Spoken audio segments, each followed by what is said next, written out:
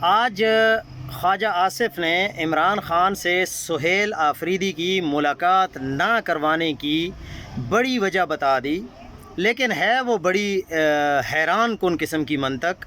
وہ کہتے ہیں کہ سہیل آفریدی بانی پی ٹی آئی کو لے کر جس طرح کے بیانات دے رہے ہیں وہ سیدھا سیدھا ریاست کو چیلنج کر رہے ہیں، لیکن اگر آپ سیاسی درجہ حرارت کو کم کرنا چاہتے ہیں تو سہیل آفریدی کو عمران خان سے ملاقات کرنے دیں۔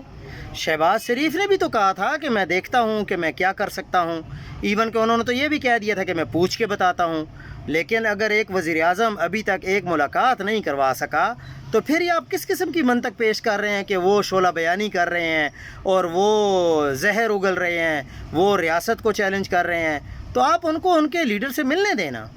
پھر آگے سے خواجہ آصف صاحب فرماتے ہیں کہ یہ بات آپ کی ٹھیک ہے، لیکن وہ آپس میں لڑتے رہتے ہیں، ایک دوسرے کے خلاف لڑ رہے ہیں، پی ٹی آئی کے اندر لڑائی ہے۔